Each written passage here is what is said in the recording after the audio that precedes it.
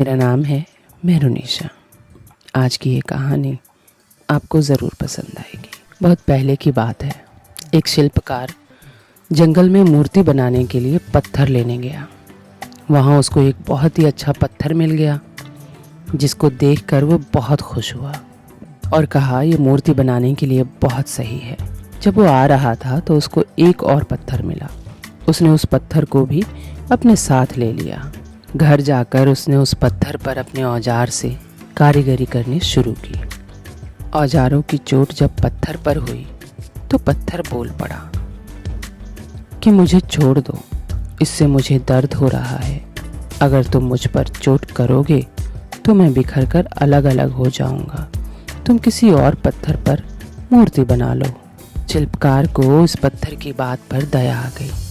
उसने पत्थर को छोड़ दिया और दूसरे पत्थर को लेकर मूर्ति बनाने लगा। वह पत्थर कुछ नहीं बोला। कुछ ही समय में शिल्पकार ने उस पत्थर से एक भगवान की बहुत ही खूबसूरत मूर्ति बना दी। गांव के लोग मूर्ति बनने के बाद उसको लेने आ गए। उन्होंने सोचा कि हमें नारियल फोड़ने के लिए भी एक और पत्थर की ज़रूरत होगी। उन्होंने वहां रखे पहले पत्थर को भी अपने साथ ले लिया।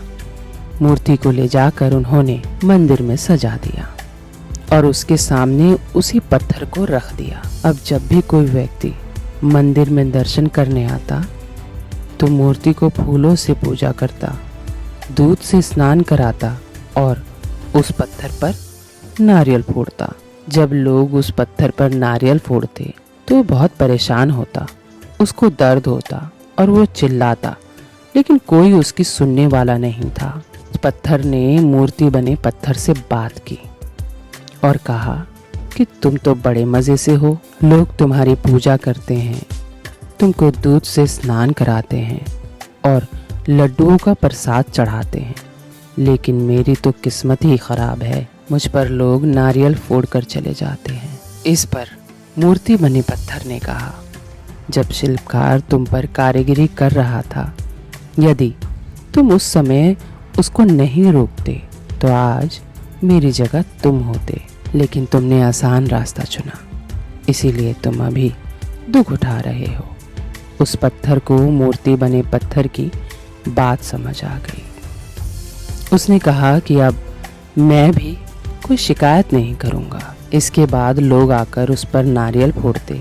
नारियल टूटने से उस पर भी नारियल का पानी गिरता और अब लोग मूर्ति को प्रसाद का भोग लगाकर उस पत्थर पर भी रखने लगे। मोरल ऑफ द स्टोरी तो आप समझ ही गए होंगे कि हमें कठिनाइयों से घबराना नहीं चाहिए। कई कठिनाइयाँ हमें तराशने के लिए आती हैं, शायद हमारी ज़िंदगी बदल दे। अगर आपको मेरी स्टोरी अच्छी लगती होगी तो आप मुझे सब्सक्राइब कर सकते हैं और हाँ, बेल आइकन को दबाना ना भूलिएगा।